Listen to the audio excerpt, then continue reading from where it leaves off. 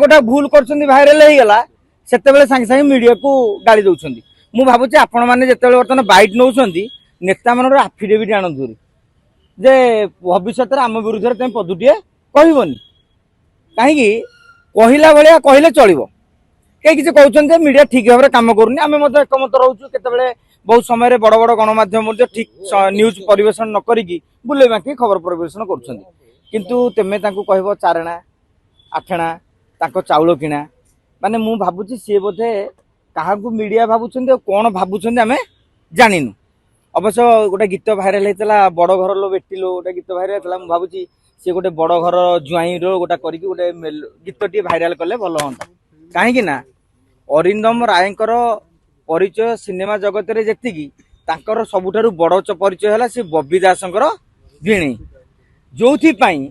गत 15 वर्ष धरी 2009 मसीह 2024 पर्यंत 15 वर्ष परिश्रम कले भी बीजेडी टिकेट देला नहीं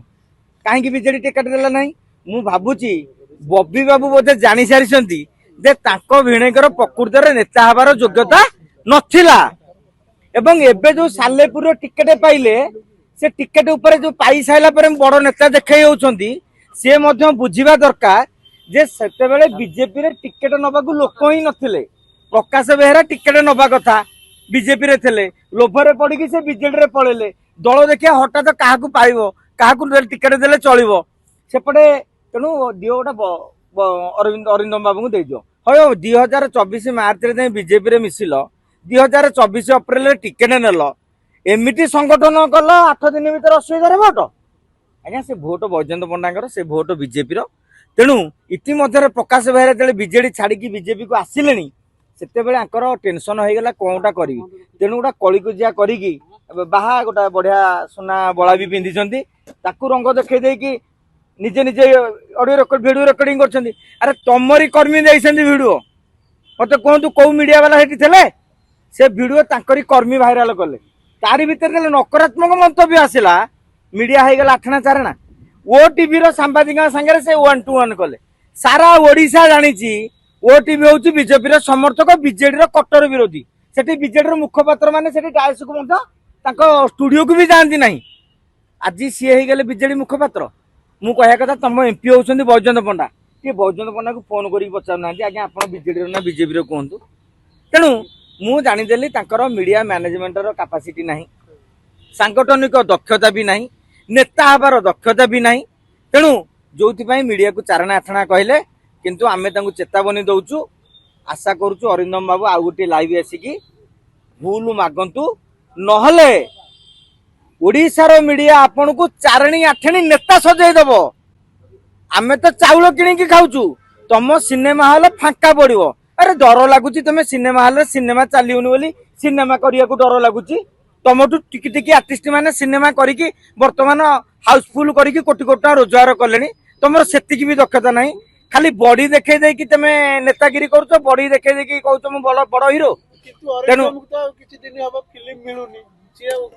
आज्ञा तांकु केबे फिल्म मिलु नथिला मझिरे से कोन करिथिले जेहेतु तांको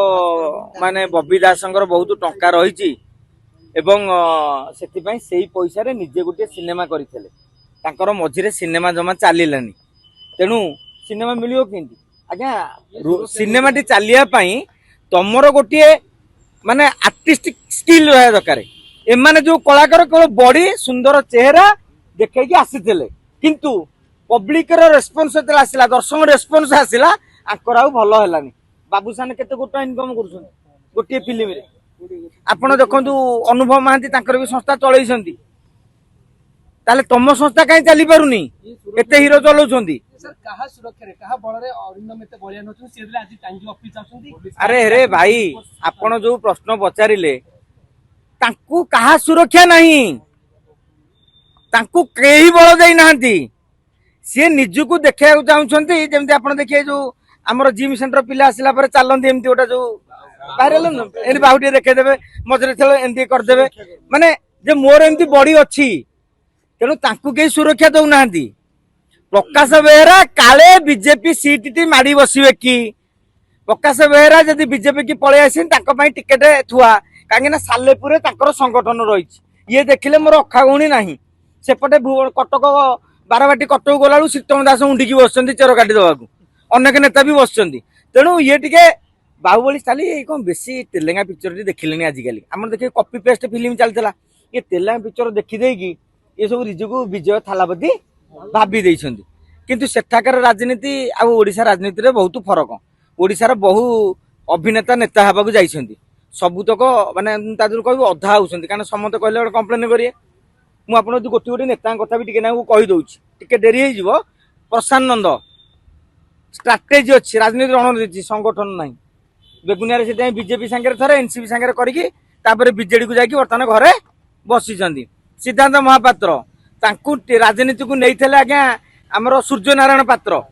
ସେତେବେଳେ ହିରୋ ମାନେ ବ୍ରହ୍ମପୁର ଷ୍ଟାଇଲରେ ଟିକେ କଣ କି ସେଠି ସାଉଥ ଓଡ଼ିଶା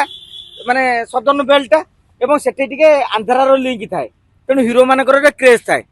ତେଣୁ ତାଙ୍କର ଗୋଟେ ଭଲ ହସ୍ପିଟାଲ ବି କରିଥିଲେ, ନର୍ସିଂ ହୋମ କରିଥିଲେ।